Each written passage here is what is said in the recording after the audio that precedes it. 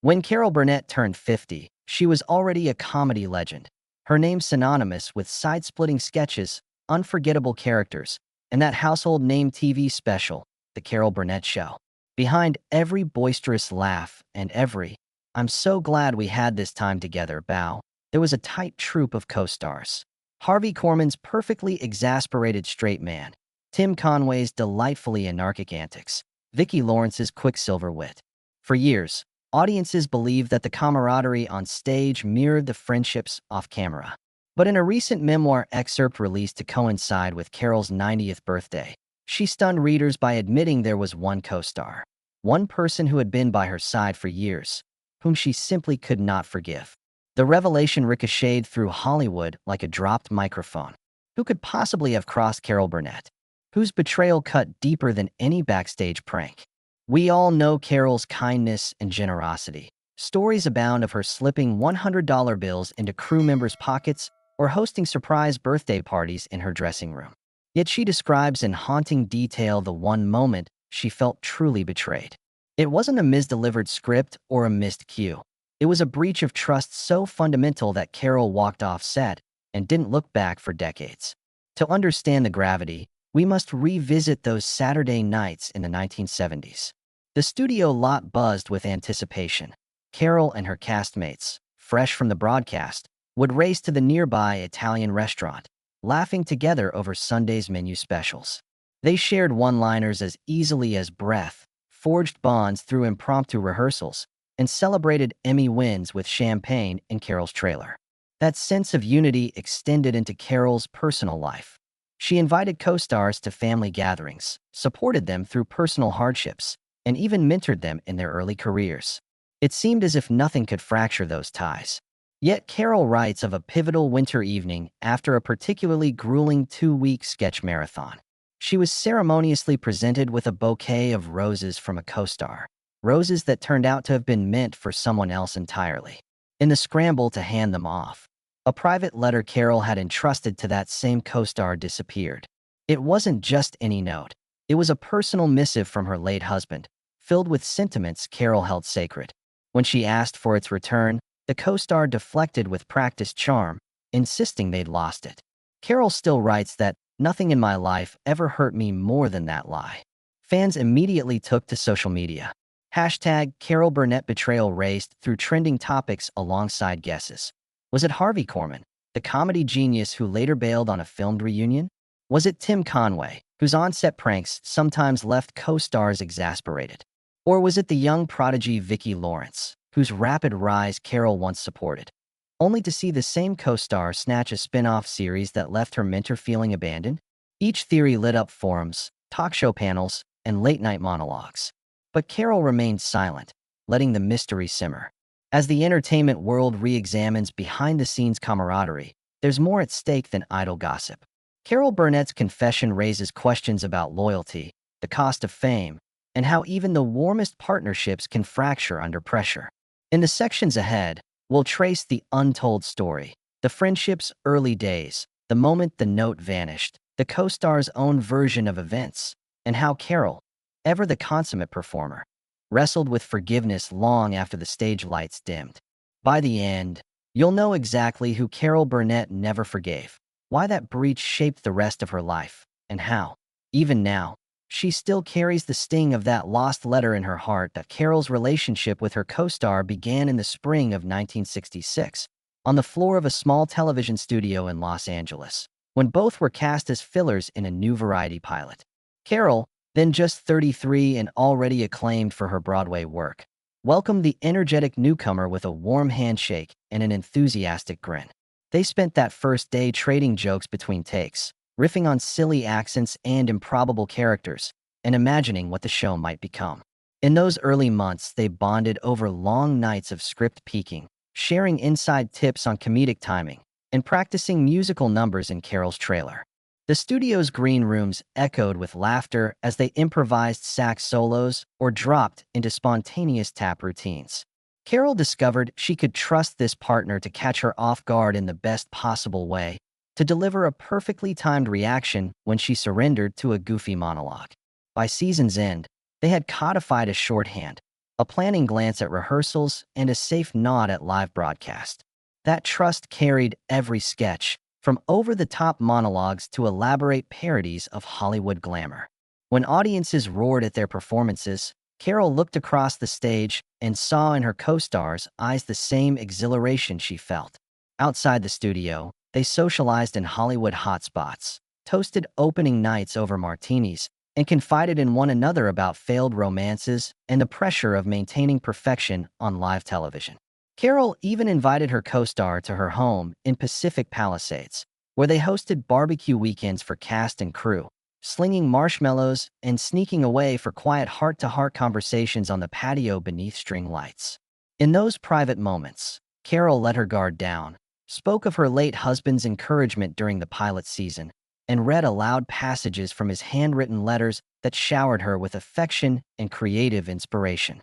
Her co-star listened respectfully, nodding at references to marriage challenges and long distances.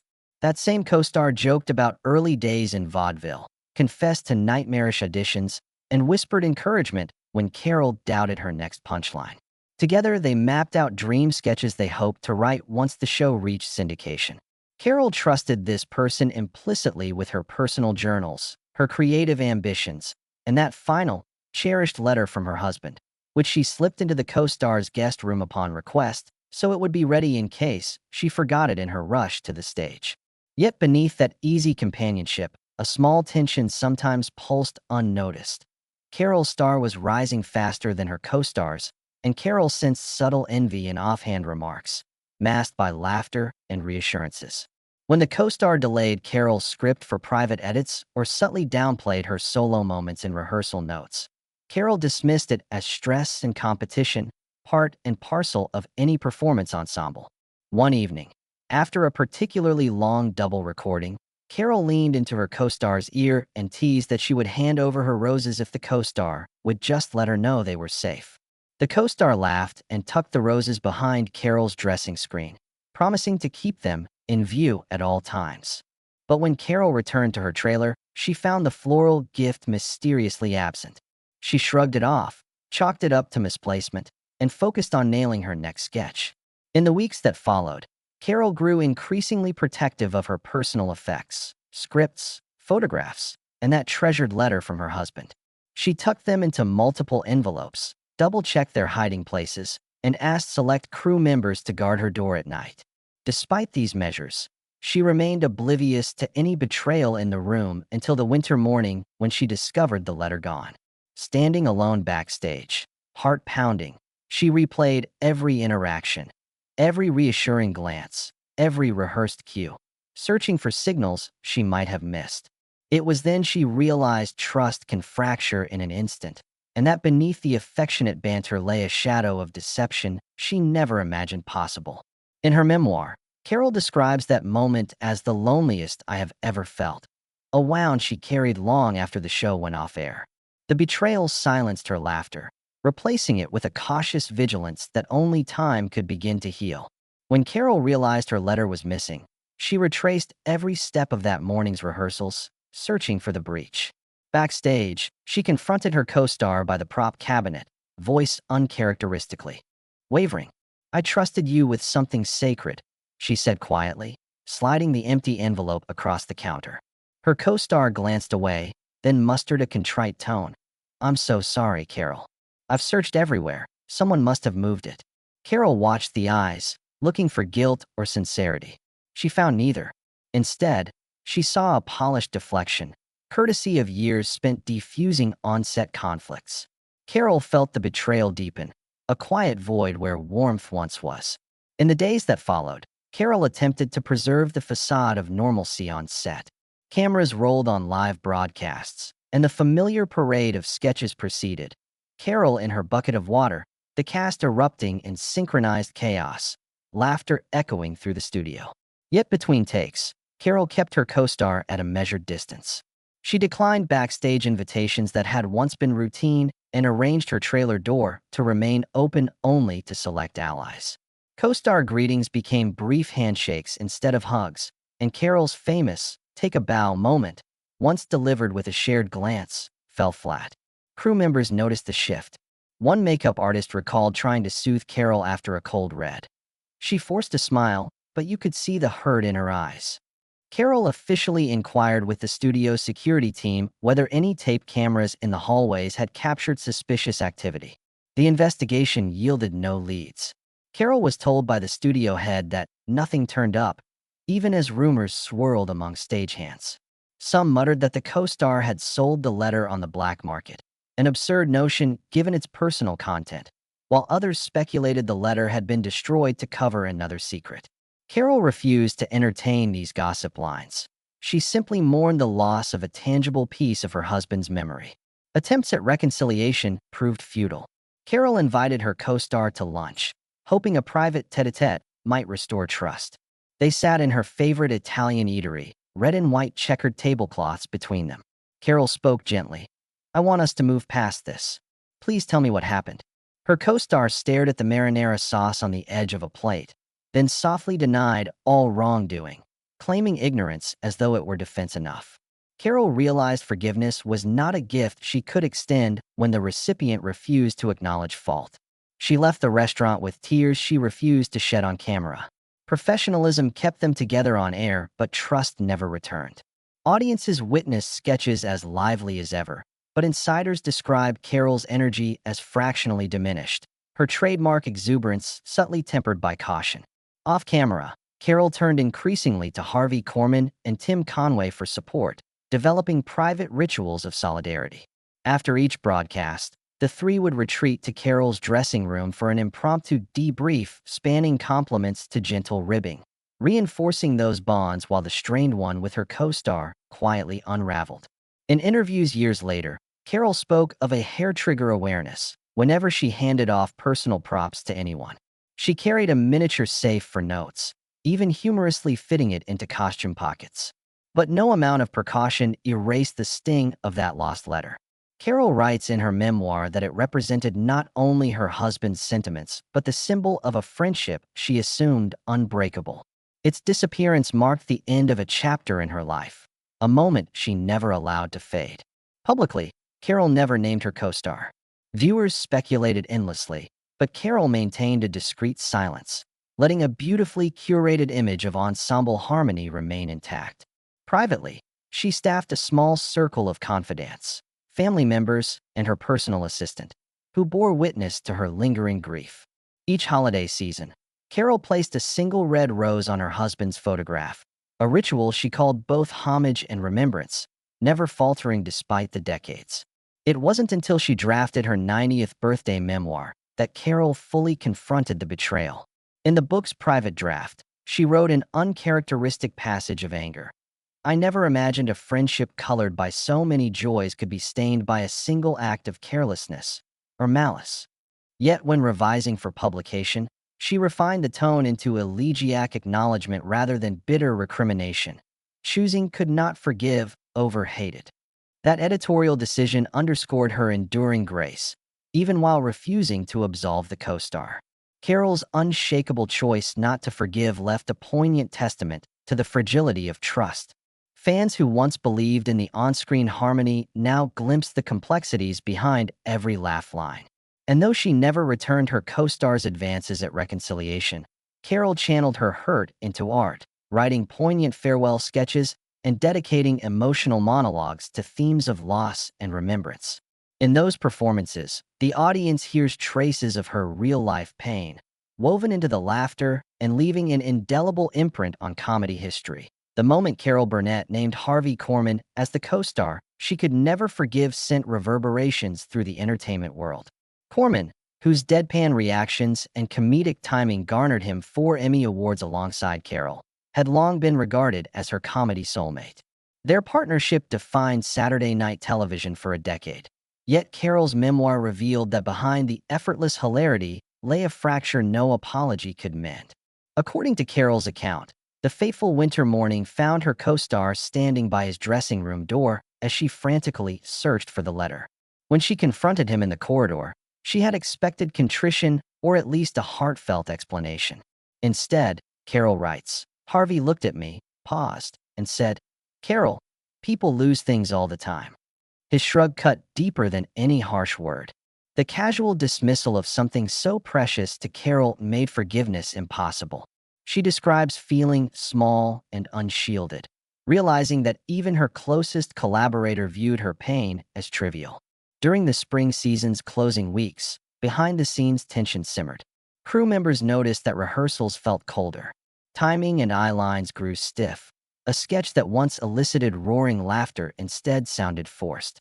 Carol recorded in her journal that she and Harvey passed like strangers in the hallway, offering stiff good mornings instead of their customary cheek kisses. Directors later confessed they sensed a strange undercurrent throughout the final episodes, recalling Carol's poised professionalism craned through an emotional filter. When the show went on hiatus in 1977, Carol extended an olive branch by inviting Harvey to her home for a private reunion dinner. She cooked his favorite chicken a la king and dusted off old videotapes of their mutual triumphs.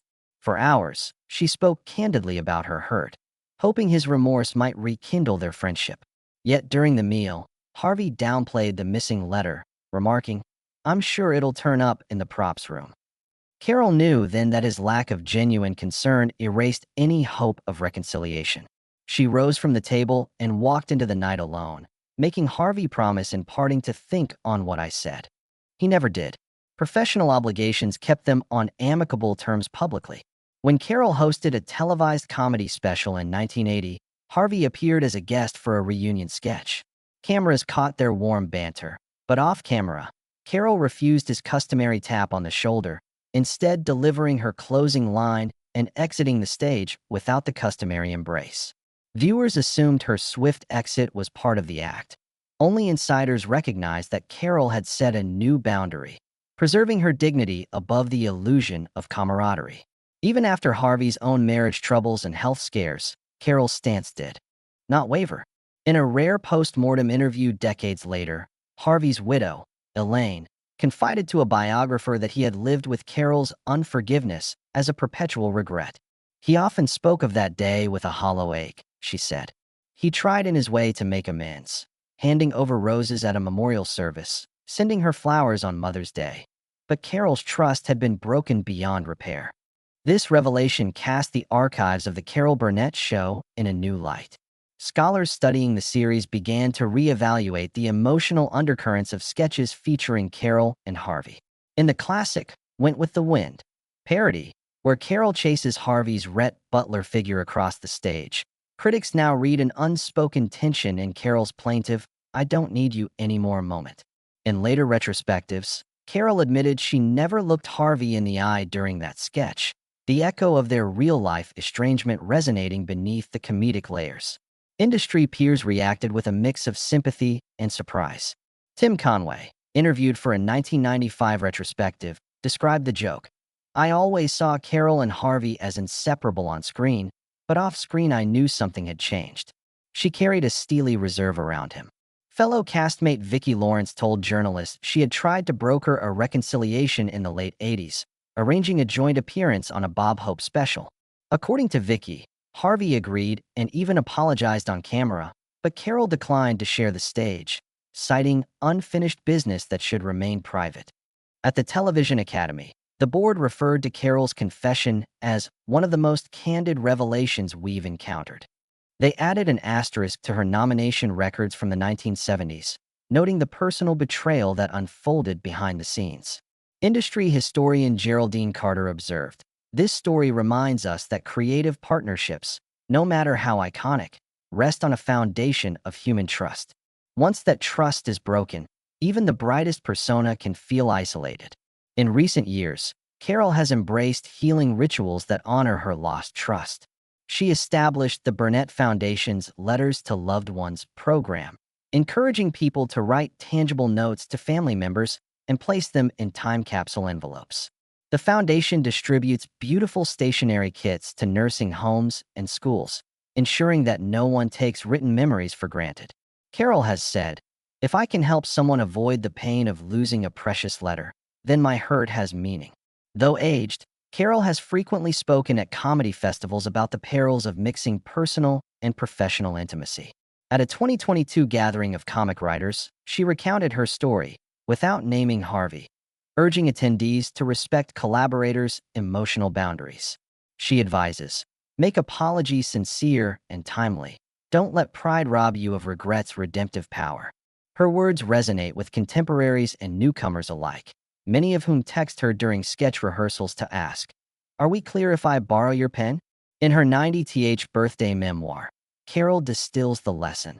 Laughter is precious, but so is the trust that underpins it.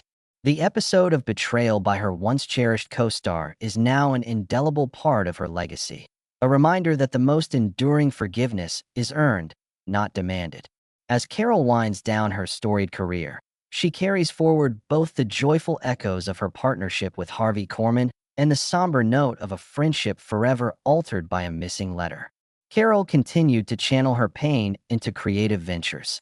In 1985, she wrote a one-woman show titled Letters I Never Sent, performing at regional theaters across the country.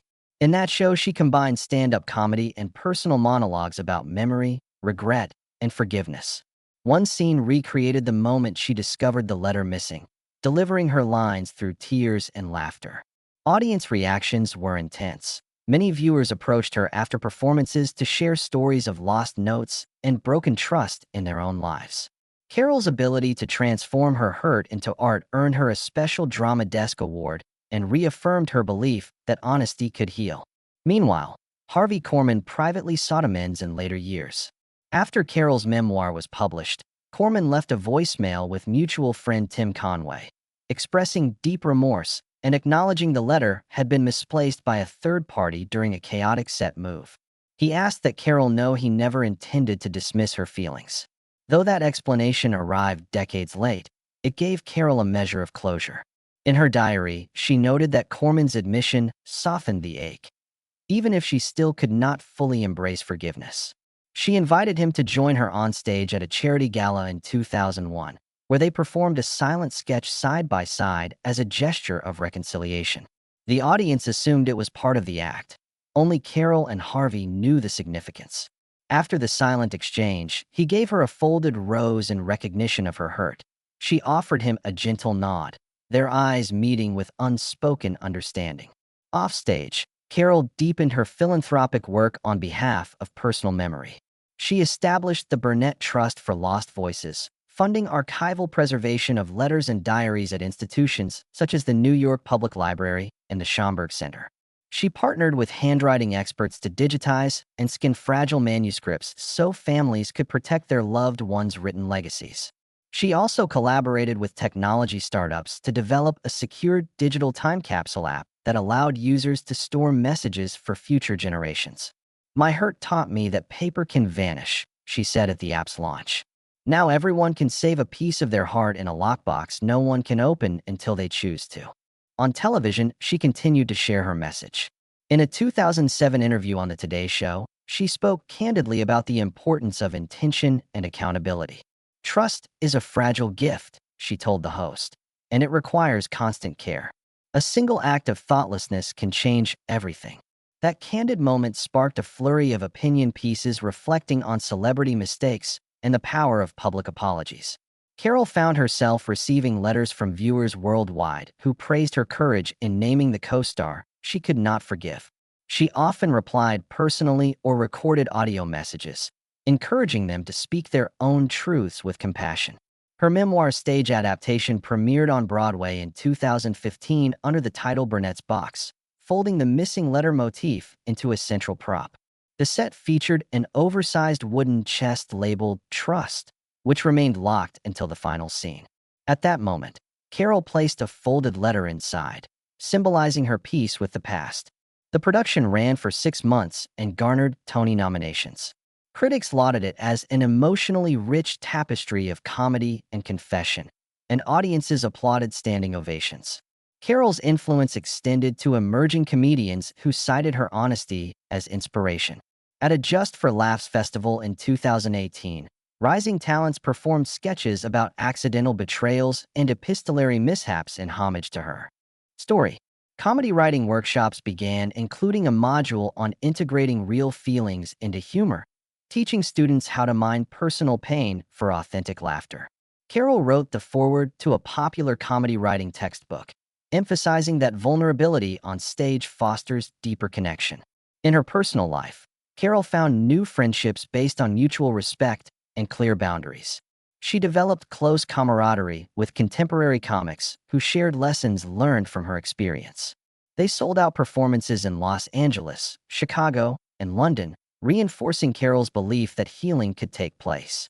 In the decades since that silent sketch at the 2001 charity gala, Carol Burnett's life has become a testament to resilience and the nuanced power of boundaries. Now in her mid-90s, she reflects on the betrayal and subsequent healing not as a wound to reopen, but as the source of her deepest wisdom. During interviews celebrating her 9-decade milestone, she often quotes the final lines of her one-woman show, "Letters I Never Sent." Trust is both fragile and fierce. It trembles at neglect, but when guarded, it gives us wings. Those words have been adopted as a guiding mantra by performers, writers, and audiences worldwide, illustrating how a personal loss can blossom into universal insight. Harvey Corman passed away in 2008, and Carol honored his memory by quietly donating to causes he cherished. She commissioned a scholarship in his name for students attending the American Academy of Dramatic Arts, ensuring that future generations of comedians would learn both his technical mastery and the importance of empathy. At the inaugural ceremony in Los Angeles, Carol spoke of her late co-star with a measured affection. "Harvey could make you laugh until you cried. Today I laugh with gratitude for the gift of our shared years, even when forgiveness eluded me." Her honesty inspired standing ovations from an audience that understood the bittersweet complexity of creative partnerships. On the rare occasions Carol performs now, popular venues host pre-show exhibits titled "Behind the Laughter," featuring photographs of Carol and Harvey from rehearsal to broadcast. Alongside bright snapshots of joyful sketches are faded images of Carol peering into an empty dressing room, reminding fans that even the brightest smiles can mask sorrow. These exhibits travel with her touring one-woman retrospectives, creating immersive experiences that blend comedy history with candid reflections on trust and boundaries. Philanthropically, Carol expanded the Burnett Trust for Lost Voices to include an annual Carol and Harvey Fellowship, funding collaborative projects that model ethical working relationships. In its first year, the fellowship supported a pair of writers in Madrid adapting Spanish variety show formats for American audiences, forcing each writer to publicly credit their partner in all promotional materials. In New York, a young sketch comedy duo used the grant to develop a Broadway-style revue that incorporated live forgiveness ceremonies into the performance, drawing inspiration directly from Carol's journey. Academics continued to study Carol's experience as a case study in performance and relational ethics. University of Texas launched the Burnett Center for Creative Trust in 2019, offering courses on ensemble dynamics, consent in improvisation, and nonverbal communication in sketch comedy. Psychology departments incorporate her story in modules on professional betrayal, exploring how betrayal trauma informs both artistic expression and personal growth. Students in these programs credit Carol's transparency with opening new dialogues around vulnerability on stage. Perhaps most telling is Carol's influence on contemporary television writers' rooms. In writers' rooms across late-night shows and streaming comedy series, teams now begin each season with a trust session, a roundtable where participants share what they value most in collaboration. Producers pass around envelopes labeled Carol's Letters, inviting each writer to write a note of appreciation or concern for the ensemble. This ritual, modeled after Carol's Letters program, fosters an atmosphere of mutual respect. Comedy directors publicly acknowledge this practice as a direct tribute to Carol's boundary setting after the missing letter incident. On social media, a new generation discovers Carol's story through short-form video essays. TikTok creators compile clips of her impassioned monologues from Letters I Never Sent, juxtaposing them with outtakes featuring her signature tear and laugh double take. Hashtags like hashtag Burnett Boundaries and hashtag Letters Left Unsent guide millions to her memoir, fueling renewed sales and driving new conversations about the emotional costs of creative work. Fans, from college students to senior citizens, share personal anecdotes about lost communications and restored friendships, validating Carol's belief that naming pain can spark communal healing. As Carol enters her 10th decade, she takes daily walks in her Pacific Palisades garden, pausing at the rose bush planted in Harvey's memory. She tends the flowers carefully, reminding herself that beauty can grow from loss if nurtured with intention. In letters to young performers, handwritten on Burnett stationery, she encourages them to honor both humor and hurt, writing, "May your laughter be fearless, your apologies sincere, and your boundaries strong." Those letters reach thousands of recipients through her Creative Collective's outreach program, reinforcing that legacy is measured not by years, but by the depth of connection we foster. On the final page of her memoir, Carol writes, "I never forgave Harvey Corman for that missing letter, but I've spent a lifetime honoring what comes after betrayal, setting new rules, choosing genuine allies, and finding laughter in the spaces between tears." In uttering "could not forgive" rather than "did not forgive," she acknowledges both the permanence of that breach and the liberation she found in naming it. As audiences worldwide continue to tip their hats to her genius, they also carry forward her most enduring lesson: that trust, once broken, need not destroy the heart. It can reshape it into something wiser, stronger, and ever capable of both laughter and grace.